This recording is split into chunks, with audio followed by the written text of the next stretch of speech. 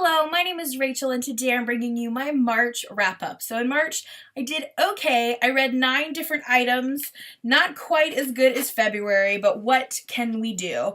I did read a lot of larger books this month than I did in February, and I actually think I had a better quality reading month overall. I feel like most things were 3, 4s, or 5s, and I haven't had a lot of 5s this year, so I'm excited about that. So the first thing I read comes out in May, I want to say, yes, May 14th, and it was absolutely fantastic, and that was the sequel to When Dimple Met Rishi by Sandhya Menon. It's called There's Something About Sweetie, and in this story, like in most contemporaries, it's not a direct sequel, but rather it is kind of a spin-off. They take a character that was present in the first book and represent their own love story in the sequel. So in this case, we're following Rishi, one of the main characters, one of the main love interests in When Dimple Met Rishi's little brother named Ashish, and of course he falls in love with a girl named Sweetie, and this is just so fantastic. I think the reason I love Sandhya Menon's books so well is because they seem so realistic, and the romances are really, really cute, but the females are smart, and they're into like sciencey stuff and sports. They're not just, you know, typical romance girls that are really shy and quiet. They're very powerful girls, and I love all of the Indian American culture that she incorporates into her books. I learned so much, and I really have come to enjoy reading about Indian characters. I think a lot in part due to Sandhya Menon. I just really like reading about that culture. So I'm definitely going to be looking for more books about Indian Americans in the future, but this is fantastic. It comes out in May. Just go get it. It's fantastic. I loved it so much. I gave it 5 out of 5 stars. Next up, I read In Her Skin by Kim Savage.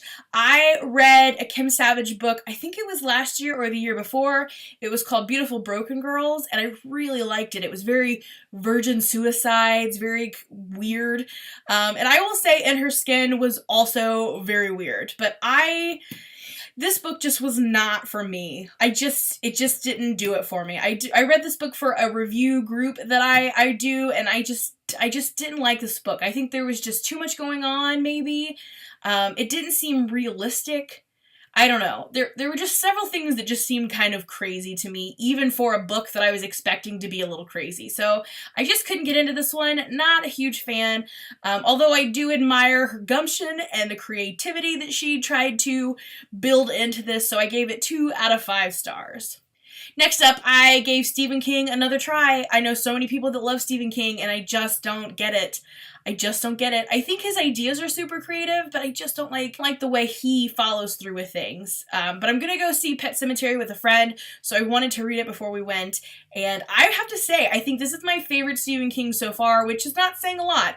But I did give it 3 out of 5 stars, which is pretty good for a Stephen King for me. I thought it was okay. I thought it was pretty good, and I read the whole thing, and I didn't roll my eyes very much, so that's pretty good for me. Overall, I think it went on a little bit too long, like most Stephen King books. I swear, the man gets paid by the word. I think that's how it works, not by like the book or by a contract. I think he gets paid by the word, but it's a little wordy, and at some parts he kind of loses me. And again, I think what I say over and over about Stephen King is he has such amazing story ideas, and then he builds you up into the suspense, and then he like takes you right out of it by babbling on forever. I don't know. I just don't feel like his books ever scare me because it's just too wordy to keep me scared in the scenes where I'm supposed to be scared. But overall, I thought it was okay. I gave it 3 out of 5 stars. I am going to try a few more Stephen King books before I completely give up on him. I've heard that I should do Misery and The Stand. So I think those are going to be the 2 that I try, and if neither one of those are a 4-star rating for me, then I think I'm done with Stephen King, I have to say. So if you have a recommendation for me to try before I give up, let me know. But I thought this was okay. Next up was another 5-star read for me, and it was so fantastic, and that is Shout by Laurie Halse Anderson. This is her brand new release. It is a verse poetic memoir about her own story from her childhood to her own involvement with sexual assault, to her writing speak, and to the aftermath of her life with that book. And it was so good. And I hate to say the word good in a case like this, but the writing was amazing. This is the perfect example of vulgar language in YA. So many people just throw it in there to be vulgar, but all the vulgarities in this book have a point. It's to make a specific point about all of these horrible things that she's talking about. So I just love it. I just love it. You need to read it. It's fantastic. I would recommend doing the audiobook as well, because Laura Halse Anderson is the narrator, and of course she's delivering it just as she imagined when she wrote it. So it's very powerful. I'm so sad that I missed the talk she gave due to weather and illness and etc. But it's so good. I highly recommend that you read this book. Next up, I read another early release. I read it before it came out, but it is out now, and you should definitely go read it. That is Interment by Samira Ahmed. And oh my goodness, this was hard. This is going to be like The Hate You Give, where it's so powerful because it's talking about a subject matter that is really important, and there's just not a lot of content about it. In this story, we are seeing a very near future where the political climate in the U.S. has created circumstances for Muslim American citizens to be put in internment camps, just like they were during World War II with the Japanese. There's several references to the Japanese concentration camps in this book, so I think this would be a perfect book for a high school when you're talking about World War II, a way to branch into what it might have been like for the Japanese, and to branch into maybe nonfiction reading about the Japanese. But either way, this book is very powerful. Do I think it's the best written book I've ever read? No. Do I think it was one of the most powerful books that I've read so far this year? Yes. So just like The Hate You Give, I didn't think, like, writing-wise, that definitely wasn't the best book I had read, but content-wise, we just hadn't seen that before, and that's what made that book shine. And I think that's the case here with Internment, that we just haven't seen a lot of content like this, especially for young adults. It is still absolutely worth your time. It's really good.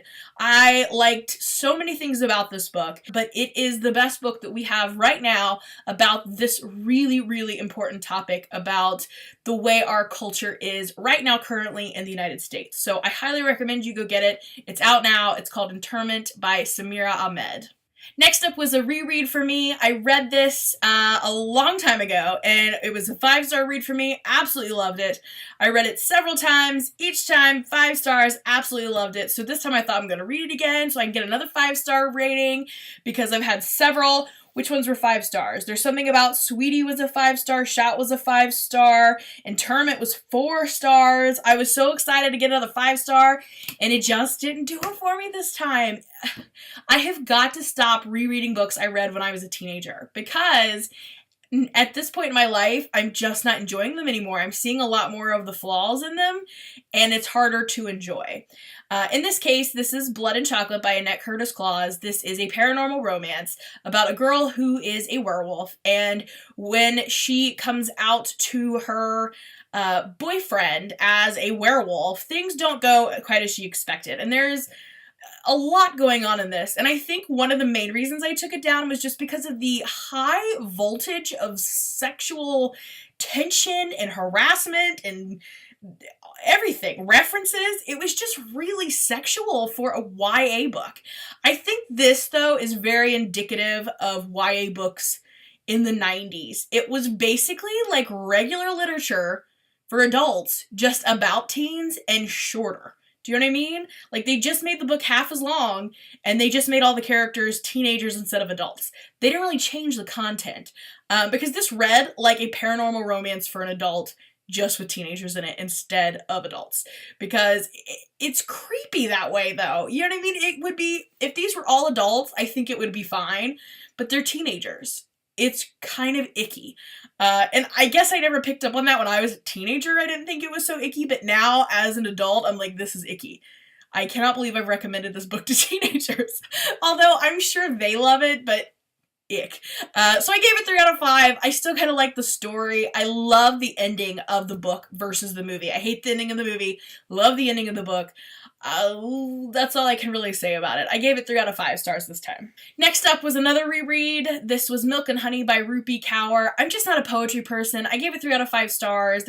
There was like 3 poems in here that really just resonated with me, and everything else, I'm like, it's, you know, it is what it is. It's really pretty looking. I like the way they arrange it. I can appreciate the art and the work that went into it, but it just doesn't resonate with me. I'm just not a poetry person, I don't think.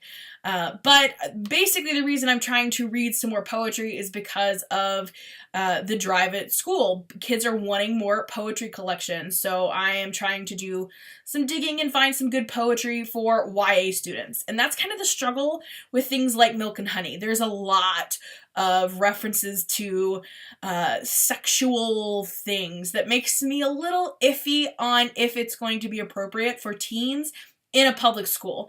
Can they get to this otherwise? Absolutely. Can they access this with their public library? Absolutely. But is it okay for me to use taxpayer money to buy it for the school?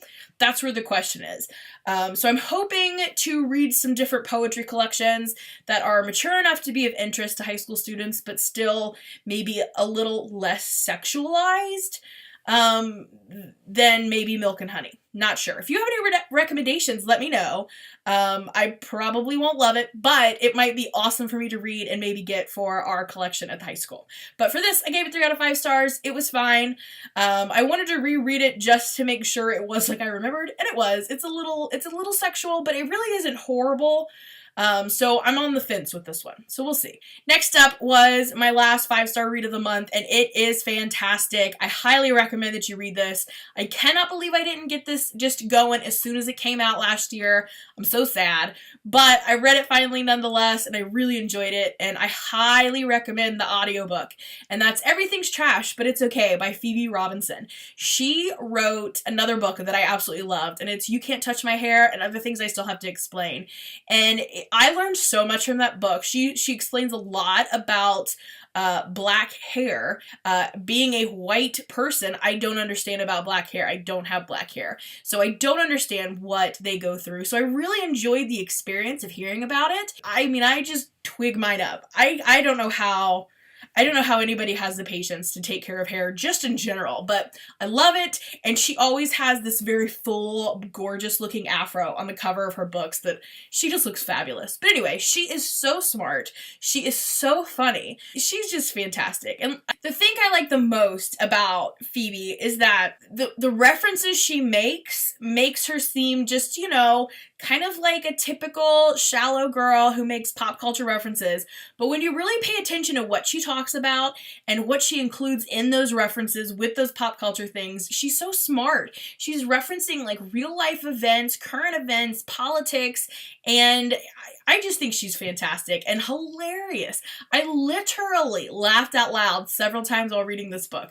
It's just so silly and fun and fantastic, and it's exactly what the title is offering you. She's telling you all the horrible things in the world, but, you know, it's okay. It's gonna be okay.